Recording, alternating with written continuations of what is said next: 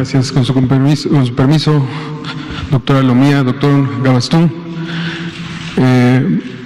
Pues muchas gracias. Esta iniciativa tiene prácticamente en México iniciada 2 años, 3 años a lo sumo.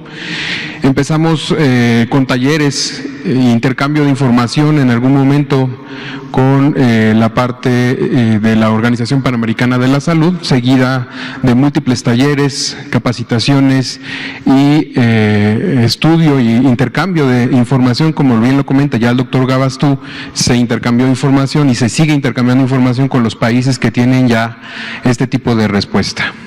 Bien, ¿qué misión y qué visión tenemos en México? Pues evidentemente la reducción de la pérdida de vidas, la recuperación de la salud y la prevención de discapacidades a largo plazo, por supuesto, es una de su misión y visión, y de alguna forma, digamos que este despliegue tiene que ser rápido, ¿no? Tiene que ser coordinado y tiene que asegurar y garantizar la atención en el lugar cero, digámoslo así, en el lugar donde se requiere la atención. Ustedes pueden ver 2 imágenes muy importantes. De la parte izquierda pueden ver una imagen de una reunión en donde se tuvo el intercambio de experiencias y de alguna forma la consolidación de la iniciativa en México y en los países de América Latina.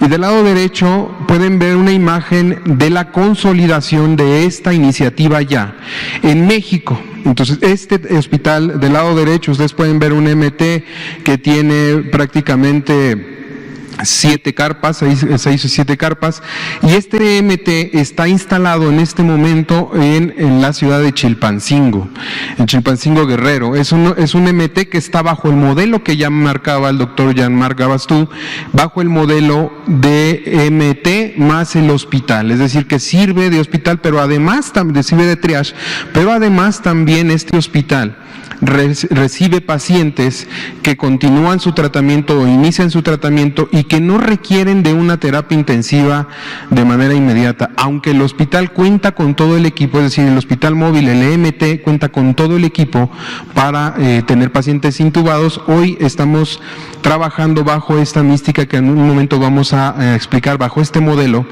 donde estos EMT tienen la función de coadyuvar con los hospitales de tercer nivel, de segundo y de tercer nivel, para mejorar la calidad de la atención, sobre todo en la terapia intensiva, dejando los pacientes que están de alguna manera cursando con una enfermedad leve y moderada en la atención de los EMT. Entonces, como ustedes pueden ver, México forma parte del grupo regional de las Américas y estamos colaborando constantemente, en comunicación constante con toda la región, incluyendo Estados Unidos y Canadá, para poder tener mejores experiencias de despliegue, y hemos tenido muy buena respuesta. La que sigue, por favor, les dejo en la parte de abajo la liga donde están la iniciativa, donde está la nota técnica. Si alguna persona la quiere consultar, puede hacerlo ahí en esa página. La que sigue, por favor. Bien. Hablaba el doctor Jean-Marc Gabastú de 3 tipologías básicas, más las células especializadas, y ahora con COVID se suma una 4ª tipología, que sería los hospitales dedicados, los equipos médicos de emergencias dedicados a la parte de enfermedad infecciosa de respiratoria aguda.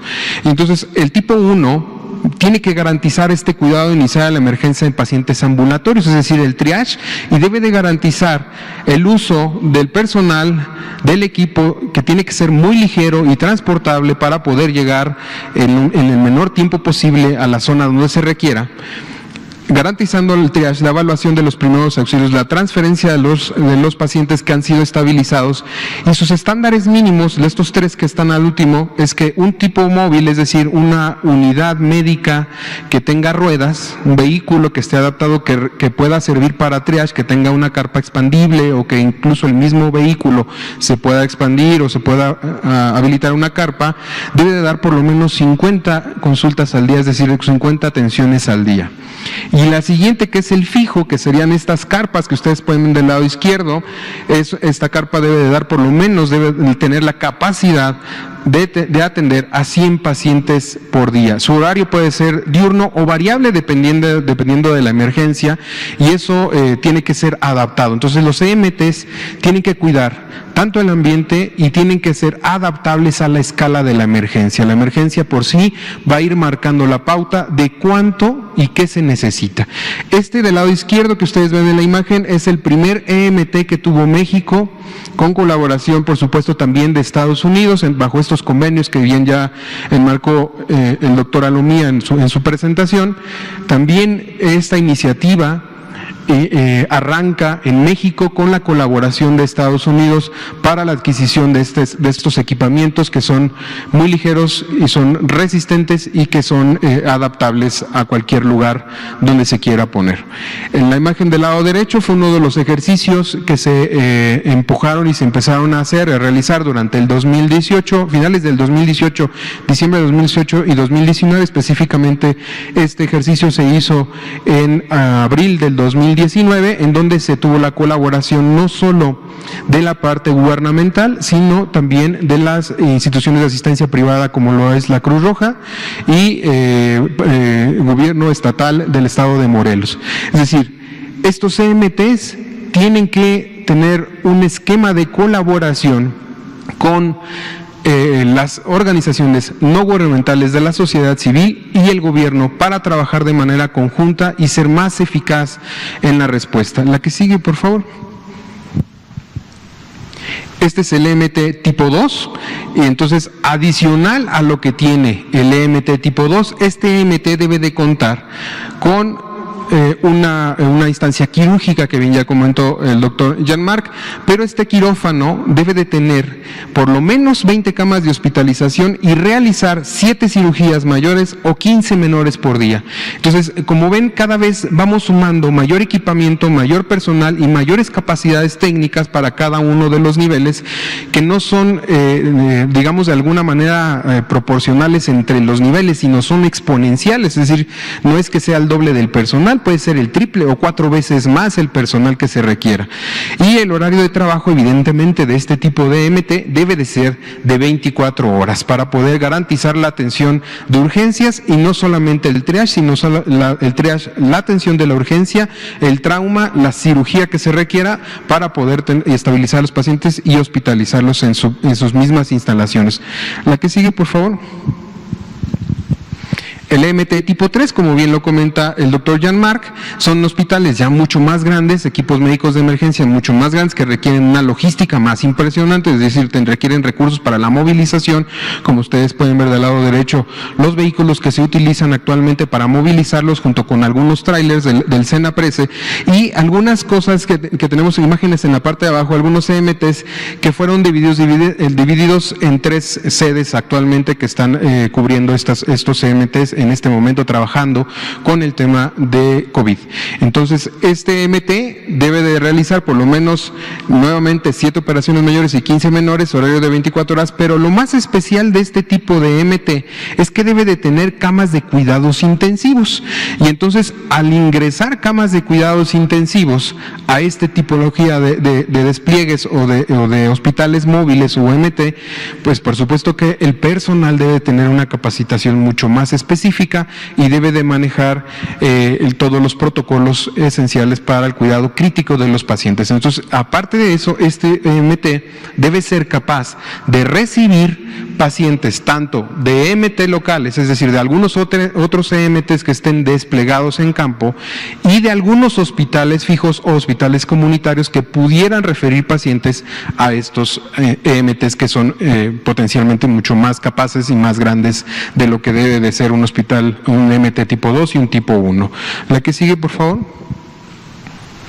Ahora bien, las células especializadas, ya lo comentó el doctor Jean-Marc Gabazú, son todas estas células que son equipos de personas con su equipo básico necesario para poder intervenir en cualquiera de las tipologías de estos EMTs. Es decir, si yo tengo un sismo y necesito traumatólogos, equipos de traumatólogos, es decir, células especializadas de traumatólogos que me ayuden a atender el trauma, yo puedo conformar células especializadas con el personal, es decir, junto 4 o 5 traumatólogos más el anestesiólogo, es decir, lo que va a requerirse para intervenir cirugías de trauma en algún lugar remoto o en un EMT, con su equipamiento, es decir, todo su instrumental, sus plaquitas que vayan a requerir, los tornillos, etcétera, etcétera, todo el equipo y los instrumentos que requieren, y lo sumo a un EMT y conformo la célula especializada.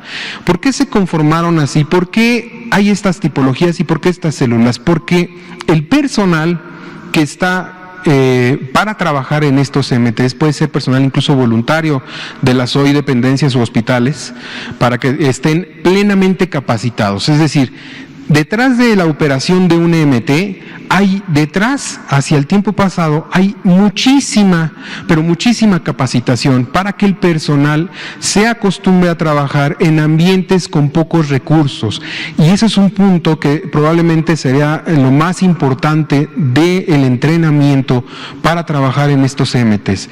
El trabajar en ambientes con pocos recursos, es decir, donde no tenemos una infraestructura física, donde no tenemos unas regaderas como estamos acostumbrados en una zona cerrada con nuestra puerta de concreto, donde las regaderas son portátiles, donde el agua probablemente no esté igual de caliente que en un hospital fijo, y el agua esté fría o tibia o medio calentada porque los equipos se calientan con equipos solares o con equipos a diésel o gasolina, pues evidentemente este personal debe ser muy especial, debe de tener esta capacidad, y es como el similar de lo que hacen los ejércitos. O sea, en salud tenemos estos equipos que son este personal que está plenamente capacitado para poder operar en ambientes con pocos recursos. Entonces, estas células especializadas pues básicamente se pueden conformar de todas las especialidades. En este caso, por ejemplo, ahora hay equipo y personal capacitado para el tema de epidemias, ¿no? Para el manejo de epidemias, que se mueven al lugar también en compañía de epidemiólogos, tanto los estatales como los federales, y los que están en formación, que son los médicos residentes de epidemiología, que muy bien el doctor Alumía, en compañía también de Conana de la Garza, un personaje que ustedes también conocen muy bien, nos han colaborado para la conformación de estos equipos y estas células especializadas. En las imágenes del lado derecho ustedes pueden ver unidades de atención especializadas de atención primaria a la salud, que bien el doctor Jean-Marc ya comentaba, que son estas unidades que pueden atender plenamente a los pacientes en una situación de desastre o emergencia como lo es ahora el COVID. La que sigue, por favor. Ustedes también escucharon hablar al doctor Jean-Marc del SAM, de los sitios de atención alterna para el tema de COVID, que nosotros bien llamamos aquí en México centros de atención temporal, y quizá el más famoso que ustedes hayan visto en casa, que lo hayan visto en las noticias o las personas lo hayan oído referenciar, es el centro de atención temporal del Citibanamex, ¿no? El que está aquí en la Ciudad de México. Esa imagen del lado derecho es antes de la apertura, es una imagen muy icónica donde ustedes pueden ver que es un sitio de conferencias, es un sitio de reuniones o de exposiciones, en donde fue habilitado y adecuado para la atención de COVID, y que incluso tiene unidad de terapia intensiva. Entonces, este sitio de atención temporal fue desarrollado y fue coadyuvado y fue apoyado por la Federación con el desarrollo de esos 3 lineamientos que ustedes pueden ver, que uno es la parte de la atención prehospitalaria de los centros telefónicos, la otra es las guías básicas para los sistemas prehospitalarios, y el lineamiento para la expansión, adicionalmente a lo que ya existía, a lo de reconversión y lo que se mejoró y que se desarrolló en esta pandemia. Se hicieron estos lineamientos nuevos, tomando como base toda la experiencia ganada en los 2 años anteriores, y con el apoyo de la OPS, por supuesto, también en el entrenamiento de tanto de la doctora Janet López como de un servidor, para formarnos como mentores de EMT en la región de las Américas. Entonces, ha sido un trabajo de alguna manera muy gratificante, porque hemos podido lograr que estos equipos sean capaces de ser autónomos, de tener toda esta operación con todos los recursos recursos necesarios para disminuir, por supuesto, la mortalidad y atender a los pacientes. Lo que tenemos que hacer es mejorar la calidad, por supuesto, en la asistencia médica. Estos lineamientos nos han permitido hacerlo, mejorar la coordinación interinstitucional y establecer estructuras nacionales de salud estandarizadas. Eso nos permitió también, a través de una supervisión a los estados, a las entidades federativas, es decir, la Federación, de la mano con el Estado, con una supervisión proactiva, no punitiva, sino más bien colaborativa, se establecieron estándares para que todos los centros de atención que ustedes van a ver en un momento, la que sigue por favor, fueran de la misma calidad y ofrecieran los mismos. Este fue el antecedente de los CMT. En el 2017 tuvimos un sismo, bueno, varios sismos, tanto en Oaxaca como en la Ciudad de México, y ahí arrancó la iniciativa operativamente. Ya teníamos trabajando por lo menos 2 años en la parte de gabinete, en la parte del desarrollo de los planes, y hasta el 2017 existió la necesidad real de establecer e implementar estos hospitales. Y fue donde se probó, de alguna forma, la utilidad de estos hospitales con esa numeralia. En esta localidad, en esta región, teníamos más de 620,000 habitantes, con datos del Intercesal, de la encuesta Intercesal 2015 de INEGI, que tuvieron una damnificación muy grave, con 257,000 personas afectadas. Y también fueron datos de SEDATU, de la encuesta que se levantó justamente en el rastreo de esta emergencia, y se afectaron 1,312 localidades, teniendo esta cobertura de salud, donde los servicios de salud de Oaxaca, con la Secretaría de Salud, tenían la responsabilidad de atender al 63% de los habitantes. 4 localidades estaban bajo conflicto social, estas condiciones especiales, y que también estos CMT coadyuvan para, de alguna manera, restablecer la coordinación entre los 3 órdenes de gobierno. Y bueno, en total tuvimos 74,000 atenciones de salud en esta instalación que se puso en Juchitán, Zaragoza, Oaxaca, en donde tuvimos 712 hospitalizaciones a lo largo de 3 meses que se estableció este EMT, que es un tiempo aproximado en los que los EMT pueden tener operación, es decir, que puede ser desde 4 a 6 semanas hasta 2 o 3 meses de operación, cuando la necesidad apremia. La que sigue, por favor. Entonces, esta consolidación se dio a través del 2017 con talleres nacionales, el diagnóstico nacional de los equipos médicos de emergencia, porque esta iniciativa migra de lo que en alguna vez fue los equipos médicos foráneos o los Foreign Medical Teams, que se establecieron en los años 2000, y que después migra a esta iniciativa para poder tener este modelo estandarizado con mayor calidad. Durante el 2018 y el 2019 se conformaron tanto los proyectos de fortalecimiento de la mano con Estados Unidos para la colaboración, y la formación de comités técnicos especializados para poder conformar toda la normativa y los protocolos internos que requieren este tipo de instalaciones. Así es que de ese forma se pudo dar capacitación y entrenamiento para el despliegue de los equipos, y se consolidó un equipo de trabajo multisectorial en donde está todo el sector de salud, representando al IMSS, al ISSSTE, a Pemex, a Marina, a Sedena y a la Secretaría de Salud, por supuesto, que es liderado por el SENAPRES. La que sigue, por favor. Y bien, así estamos en México. Hoy en México tenemos identificados por lo menos estos equipos médicos de emergencia, 3 equipos de emergencia. Si ustedes pueden ver, la Secretaría de Salud Federal tiene 2, un tipo 1 y un tipo 2. En el estado lo están marcados con azul los de la Secretaría de Salud y los del Estado de Puebla, los que ya han sido de alguna manera verificados y visitados, y que se hicieron despliegues para poder constatar su capacidad técnica para poder de alguna manera acercarse a obtener la validación de la OPS y de la OMS. La OPS, a través de esta iniciativa, otorga digamos de alguna manera un certificado, una validación de que el EMT cumple con todos los requerimientos que marca la nota técnica para poder ofertar servicios tanto en la parte local como en otros países, es decir, que está estandarizada a la iniciativa. Son todos estos hospitales que tienen 351 camas hoy en México que están identificados, que pueden ser operativos en caso de una emergencia, y que muchos de ellos se han desplegado hoy en el tema de COVID. La que sigue, por favor. Bien, decía ya Jean-Marc, en esta página está abajo la liga, por si la quieren consultar, si alguno tiene curiosidad de saber cuáles son los datos y cómo estamos con referencia con otro país. Nosotros tenemos desplegados hoy en México 164 EMTs, es decir, en toda la región de las Américas, de los cuales 5 en México están desplegados, o sea, 5 EMTs hemos desplegado. Que eso nos ha ayudado a tener 14.992 camas generales en toda la región de las Américas, de las cuales 4.159 están en México. De las camas críticas se ganaron 1.657, de las cuales 1.119 corresponden a México.